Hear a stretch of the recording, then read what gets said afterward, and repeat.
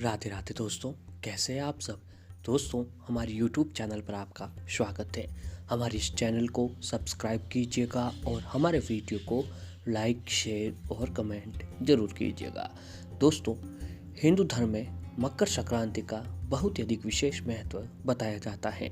सूर्य देव जब मकर राशि में प्रवेश करते हैं तो वह घटना सूर्य की मकर संक्रांति कहलाती है। सूर्य देव की मकर राशि में आने के साथ ही मांगलिक कार्य जैसे विवाह, मुंडन, सगाई, गृह प्रवेश आदि जो है होने लग जाते हैं। मकर संक्रांति को भगवान सूर्य दक्षिणायन से उत्तरायण होते हैं। मकर संक्रांति के आगमन के साथ ही एक माह का खर मास भी खत्म हो जाता है। दोस्तों, ये तो सभी लोग जानते हैं कि हमारे हिंदू धर्म में मकर संक्रांति का कितना अधिक महत्व जो है बताया गया है। मकर संक्रांति के पर्व का भारत में बहुत अधिक विशेष महत्व बताया जाता है। संक्रांति पर ही सूर्य की दिशा बदलती है और इसका हमारा धार्मिक के साथ ही भौगोलिक महत्व भी है। मकर संक्रांति हिंदुओं का प्रमुख पर्व में से एक है। मकर संक्रांति पूरे भारत और नेपाल में बहुत ही उत्साह से मनाया जाता है। पौष मास में जब सूर्य मकर राशि पर आता है तभी इस पर्व को मनाया जाता है। इस दिन सूर्य धनु राशि को छोड़कर मकर राशि में प्रवेश करता है। वर्तमान शताब्दी भी यह त्यौहार जनवरी माह के 14वें या 15वें दिन ही पड़ता है। लेकिन दोस्तों, इस वर्ष 2021 में यह मकर संक्रांति का पर्व 14 जनवरी श्रवण नक्षत्र में मनाया जाएगा। संक्रांति पर शुभ मुहूर्त जो होगा दोस्तों 8:30 बजे से लेकर शाम 4:44 तक का रहने वाला है। इस माह के शुक्ल पक्ष में मकर संक्रांति का पर्व मनाया जाता है। मकर संक्रांति के पर्व 14 जनवरी को होगा और इस दिन भगवान सूर्य उत्तरायण हो जाएंगे।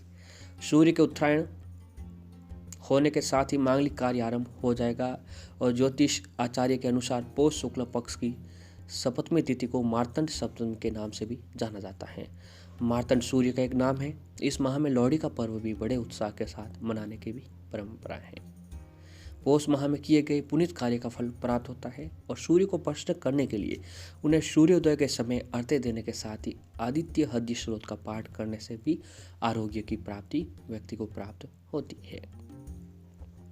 दोस्तों, ये होता है संक्रांति का महत्व एवं मान्यताएं। तो तमिलनाडु में इसे पोंगल नामक उत्सव के रूप में मनाते हैं, जबकि कर्नाटक, केरल तथा आंध्र प्रदेश में इसे केवल संक्रांति कहते हैं। मकर संक्रांति का पर्व कहीं कहीं उत्तरायणी भी कहते हैं। ये भ्रांति है कि उत्तरायण भी इसी दिन होता है।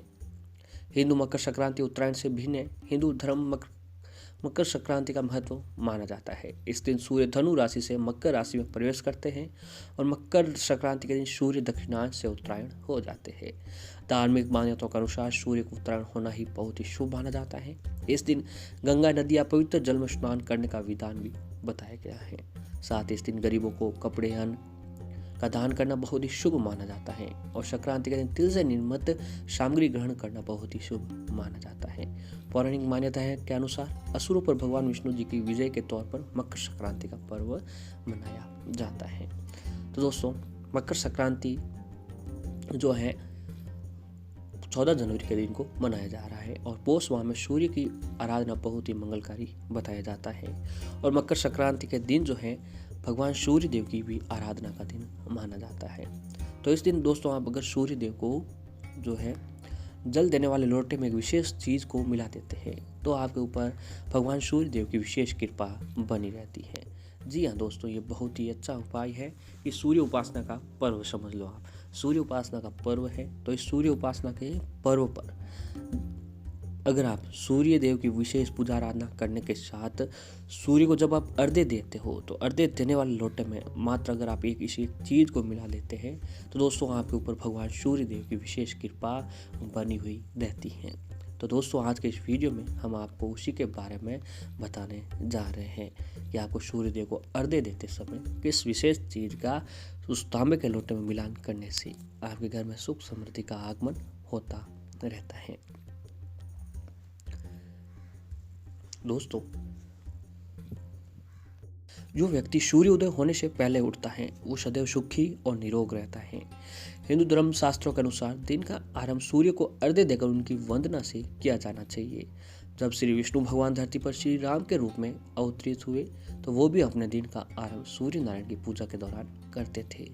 मान्यता है कि इनकी कृपा दृष्टि से रोग और शोक नष्ट हो जाते थे। और सूर्यदेव को प्रत्यक्ष देवता कहा जाता है क्योंकि उन्हें जो है हम एक रूप से मूर्त रूप में देखा जाता है, अर्थात हर कोई उनके साक्षात दर्शन कर सकता है। सूर्य की शक्तियों का मुख्य स्रोत जो है दोस्तों उनकी पत्नी उषा और प्रत्युषा है। सूर्य को पॉजिटिव में आत्मा का कारक माना जाता है। ऊर्जा और पॉजिटिव देने के लिए सूर्य की पूजा करनी चाहिए। जो व्यक्ति सूर्य देव को नमन करते हैं उनके अंदर एक गजब का आत्मविश्वास बना रहता है और उनके ऊपर तंत्र मंत्र का कोई प्रभाव भी नहीं पड़ता है। सूर्य देव को नमन करने वाले लोगों के अंदर मन का सुख विद्यमान होता है और जो है सूर्य देव की कृपा से उन्हें सकारात्मक जो है परिणाम देखने को प्राप्त होते हैं। अगर आपकी कुंडली में सूर्य शुभ है तो समाज में मान सम्मान के साथ उच्च पद की भी आपको प्राप्ति होती है। हंसते खेलते परिवार का साथ मिलेगा, रोग जो है कोसों दूर रहेगा। यदि आपका सूर्य कमजोर है तो जीवन में बहुत सारी परेशानियों का सामना आपको करना पड़ता है। जब भी आपकी नींद खुले तो सर्वप्रथम धरती माँ को प्रणाम करें, उसके बाद अपने घर के किसी जगह से जहाँ सूर्य देव की किरणें आती हो वहां से उनको नमन करें। उसके बाद आप देखेंगे कि आपके अंदर एक गजब का आत्मविश्वास आपको देखने को मिलेगा।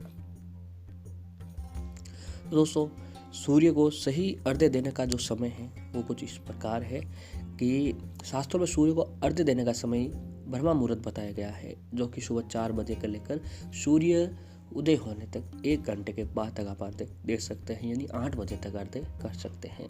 इस समय पूरे वातावरण शांत होता है, दिव्य ऊर्जाएं वातावरण में उपस्थित होती हैं, जो कि पूजा पाठ के लिए बहुत ही जरूरी होती है। इस समय पूजा करने से आपकी प्रार्थना सीधे सीधे भगवान तक पहुंचती है। आपको ब्रह्म मुहूर्त में ही सूर्य को अर्घ्य देना है और साथ ही ये ध्यान रहे कि जब भी सूर्य देव को जल दे रहे हो तब आपको नंगे पैर जो है जल देना चाहिए। सूर्य को जल देते समय चप्पल आदि शास्त्र को निषेध माना गया है तथा सूर्य को जल देने के लिए तांबे का लोटा ही सबसे उत्तम मानते हैं। अब हम आपको बताते हैं कि आपको सूर्य को जल देते समय ऐसा क्या मिलाना चाहिए जिसका प्रभाव और भी अधिक बढ़ जाता है। तो दोस्तों, आपको उसमें जल में अक्षत, रौली, फूल और थोड़ा सा गंगा जल मिला दीजिएगा। जी हाँ दोस्तों, मकर संक्रांति के दिन अगर आप जो है सूर्य को अर्घ्य देने वाले लोटे में तांबे का लोटा लेना और उसमें दोस्तों पानी में जल में अक्षत, रौली, फूल और थोड़ा सा गंगा जल और विशेष रूप से दोस्तों आपको उसमें तिल अवश्य ही मिलाना चाहिए।